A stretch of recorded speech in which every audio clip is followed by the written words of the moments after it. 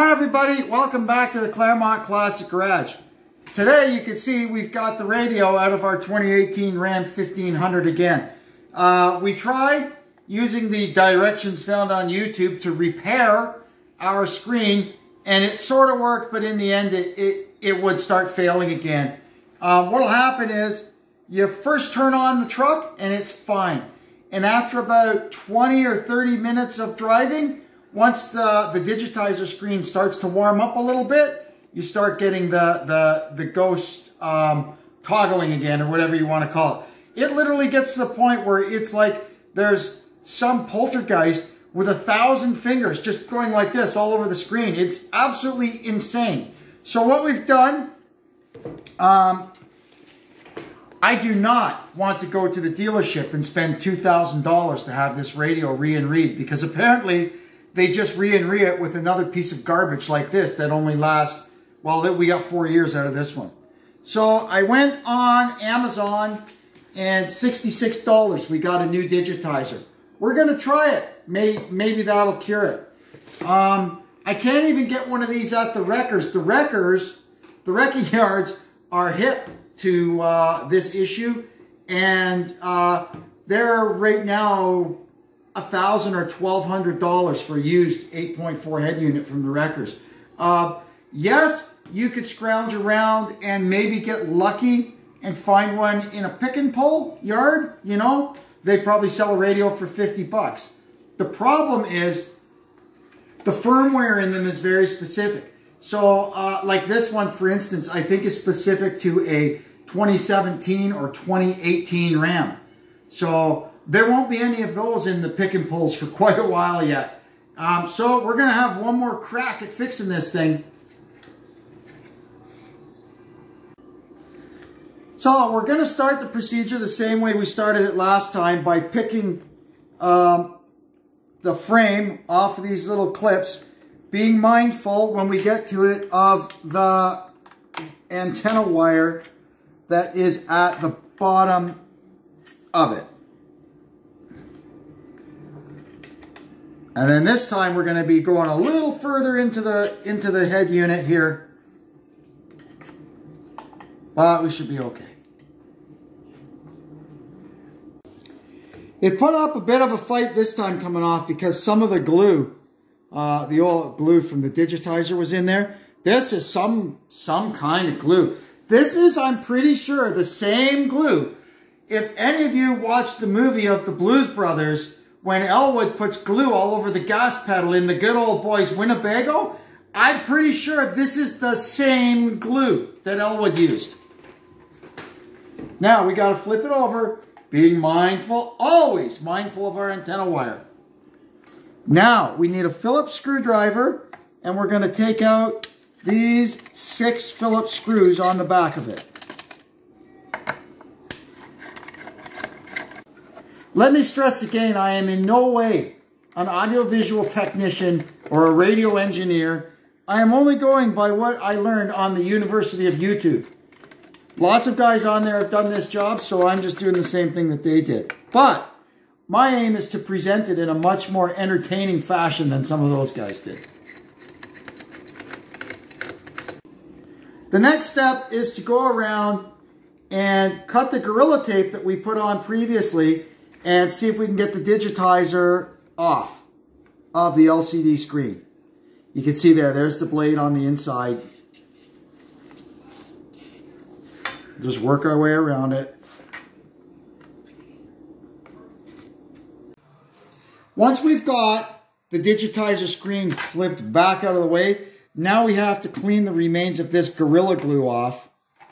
And once that's all cleaned up, we'll proceed with the next step.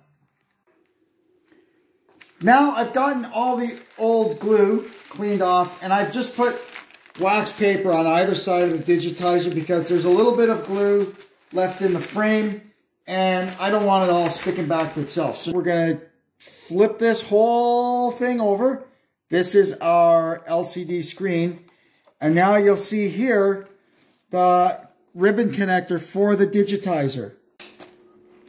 To release the ribbon cable from the digitizer, you flip this thing up and pull it out. That's what locks it in. So we're going to go ahead and plug this thing in now. We haven't got enough hands to hold the camera and do this. So Deb's going to hold up the LCD screen and I'm going to fish this in and make the connection.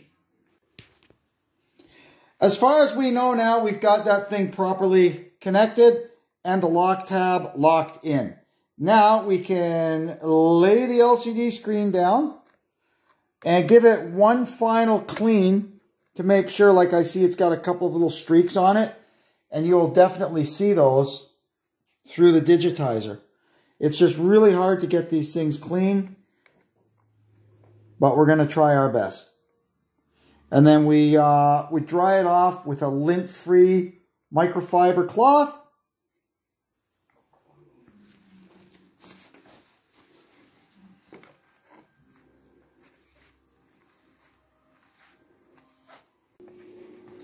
Now, we're going to peel the inner plastic off of this, which will leave absolutely perfectly clean, brand new digitizer. Now, we don't want to touch that glass at all. We're going to peel the backing off the mounting tape.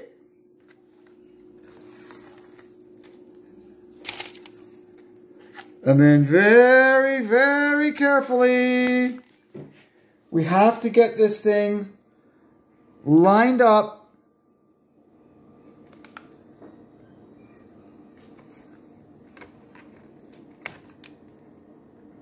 corner to corner, just like that. Good. Then we can press it down all the way around. Now we peel off this.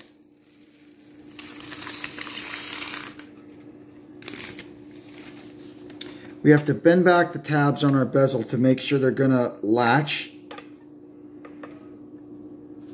We're gonna say 3 Ross Chastain Hail Marys and hope this is the last time we're seeing the inside of this radio.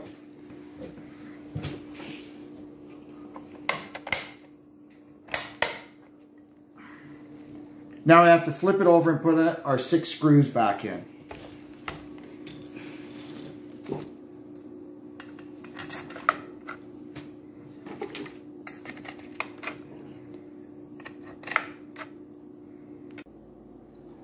Now we can go put it back in the truck and see what happens.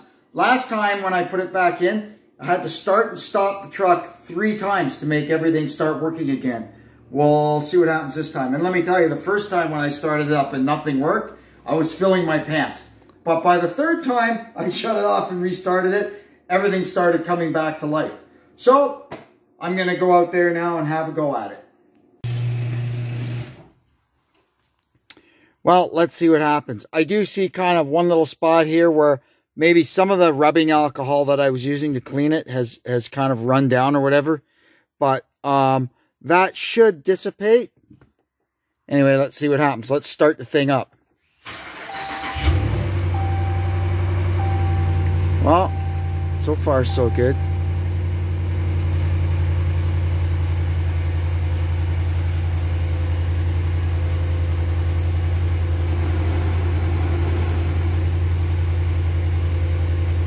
No sound and no XM. This is what happened last time. But the time is right. Let me shut it off.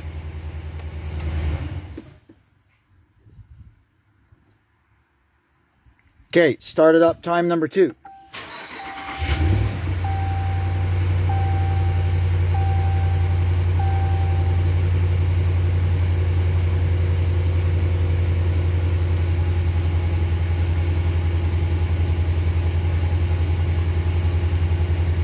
It's thinking.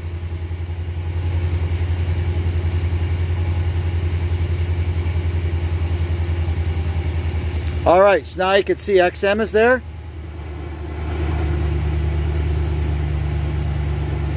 Very fun to watch on Halloween. And it's working. I'm going to shut it off one more time. Let it go dark.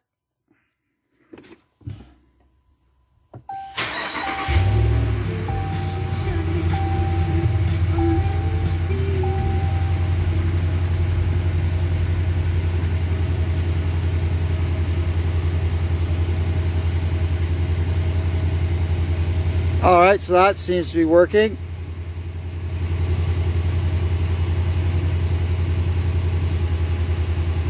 Acquiring signal. The nav isn't going to work.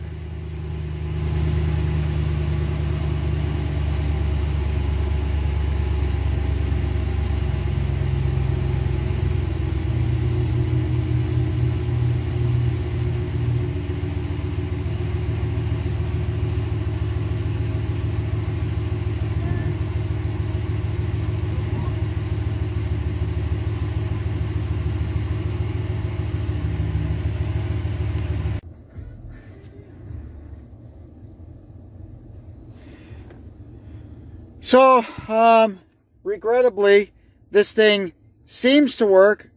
I mean, I could change the stations up here. I could change the band. I could turn the map on and off.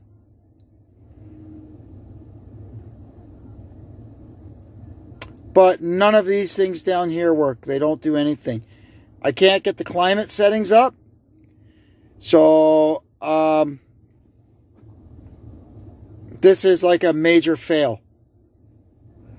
I don't know if I did something wrong or what. What I'm going to do is let it sit for a little while and come back later and see what happens.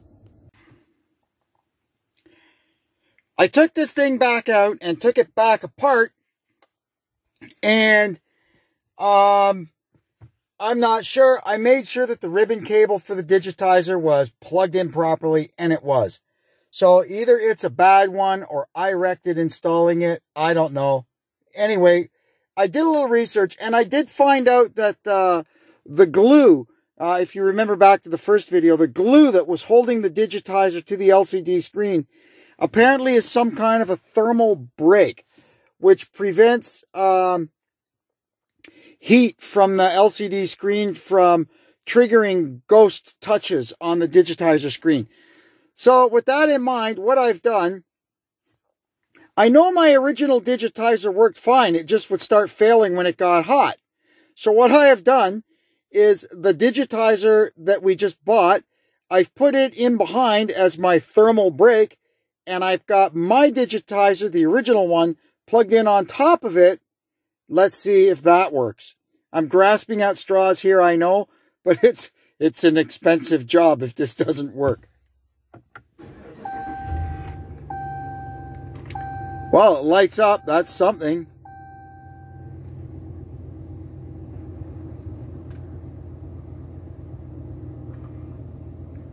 Okay, I'm going to back it outside now.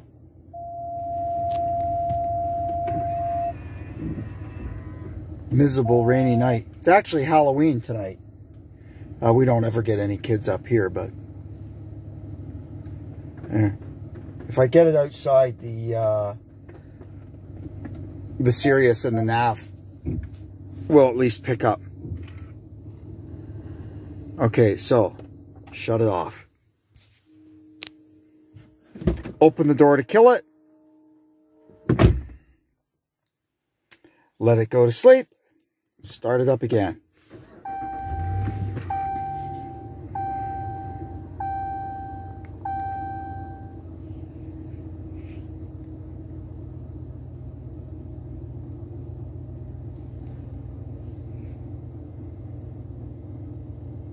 Let it boot up.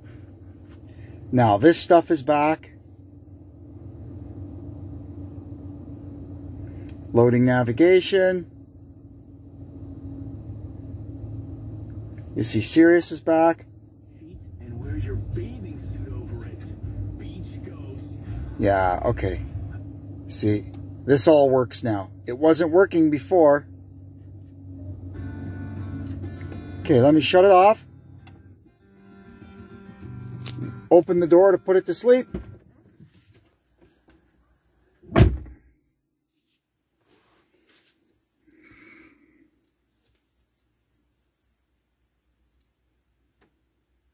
We'll start it up again.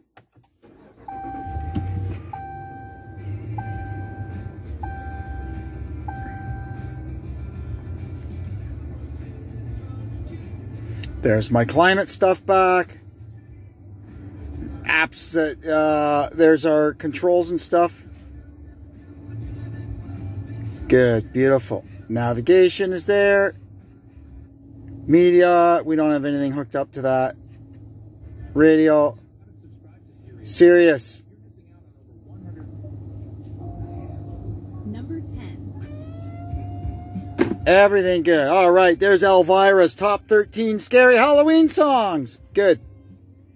So all that's left to do is we've got to go out and run some errands tomorrow, and we'll go out and do some driving and see if this thing cooperates and keeps working once it gets warmed up. At least for now, it's back to normal. Thank goodness for that. And my $60 digitizer from Amazon, let's hope it makes a good thermal barrier, if anything. Even the backup camera works. So I'm cautiously optimistic, and I'll report back tomorrow after we've been out driving around.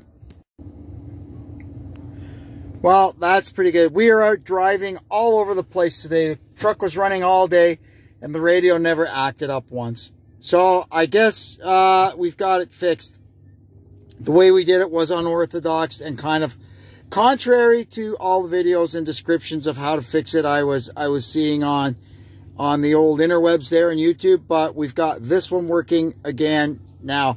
It's hard to see, but there is a couple of little marks and stuff on it because that glue that was in there, it wasn't just a thermal break. It like kind of almost acted like a clear coat and sealed the screen to the digitizer. And there's little spots where it's touching the screen or not touching the screen, and it may in the places where there's a little space in between, maybe having some glare in behind there. But honestly, at this point, I don't care. I've got a total, I think, of about $70 in fixing this thing now, between buying the Gorilla Glue, the IPA rubbing alcohol, and the digitizer that didn't work, that I ended up using as my thermal break. So anyway, it's working. I'm pronouncing it cured, and we can get on with life. Well, that'll wrap it up for this one. That was one of the stranger jobs I've done on a car.